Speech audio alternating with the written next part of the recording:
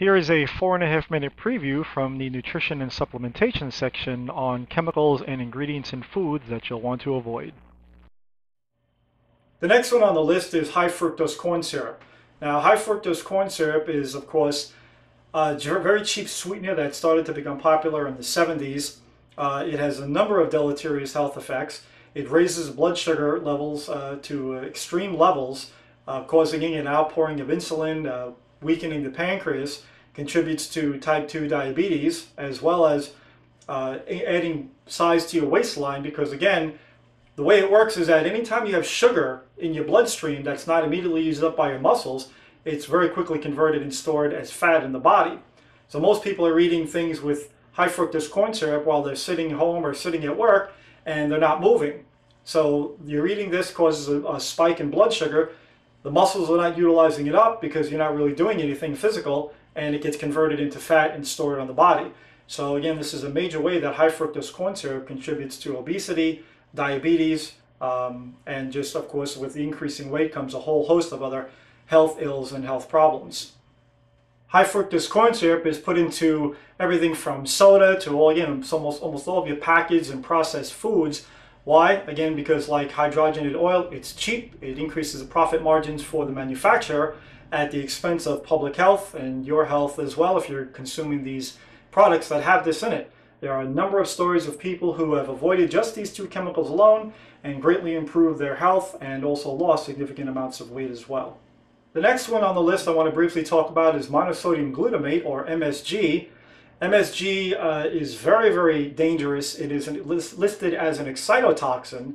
And what an excitotoxin is something that causes the cells, especially the brain cells, to rapidly increase the metabolic rate to the point where they die prematurely. So it causes premature cell death. I don't have to tell you how bad that is, especially with brain cells. Every time you're consuming something with MSG, you're slowly killing your brain at a more rapid rate than normally occurs during your normal aging process. Now, the trick with MSG is that the FDA has allowed the food manufacturers to list it as a number of different names on the label. There are at least 25 different names that are listed as MSG. So if you look for MSG on the label, you may not find it, but you may find autolyzed yeast extract, spices, and all kinds of other tricky names that they use. Definitely want to look this up further to be aware of those names on the labels and avoid them at all costs. So always pay attention to those labels. Even if you're eating and buying your food at an organic or mostly organic food store, they still will slip them in sometimes. So you really can't trust any manufacturer at all. And you must always be on your guard and be alert. Take care of your own health and take charge of your own health. Read those labels and avoid these chemicals at all costs, no matter what you do. You want to limit or eliminate them completely from your diet and from consuming them as much as possible. The next thing that you want to avoid and be aware of in the labels is refined sugar and refined salt. Now, these two ingredients used to be healthier years ago before they started to take out all the nutrients and minerals that are in them.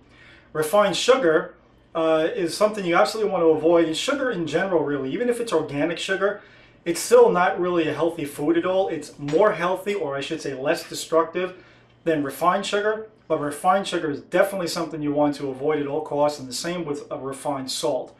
Refined salt, or your typical white table salt that's sold everywhere today, is about 98% sodium chloride, but true sea salt is only about 82% sodium chloride, with the rest taken up by the vital trace elements and minerals that are contained in it.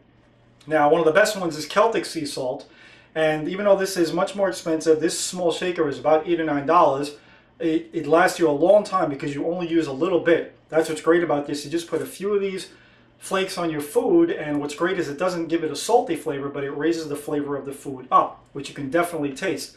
It's actually a secret of professional chefs around the world. One of the reasons why their food tastes so good is because of utilizing sea salt, and Celtic sea salt in particular is one of the more pure ones that you can get. It's just sun-dried and put right in the bottle after it's cleansed, and that's it. So you really notice a difference. Now, what's also important about this is it's one of the last true dietary sources of magnesium. Magnesium is a mineral that's deficient in virtually everyone's diet, especially if you're living on a packaged and processed food type diet. It's absolutely critical for the proper functioning of the heart. Many people, even athletes who have these sudden heart attacks, many times they find that their magnesium levels are virtually gone in the body. And magnesium is absolutely critical to the proper firing of the heart, as well as maintaining acid-alkaline balance in the bloodstream, and a number of other positive health benefits, overall immune boosting, and much more. So magnesium is definitely something you want to make sure you're getting into your diet, and utilizing sea salt and only eating things that are made with a high-quality sea salt, like Celtic sea salt or your Himalayan salt, is absolutely a great way to help make sure that you're getting magnesium in your diet. Now, you can also take the magnesium supplements as well. I tend to do both.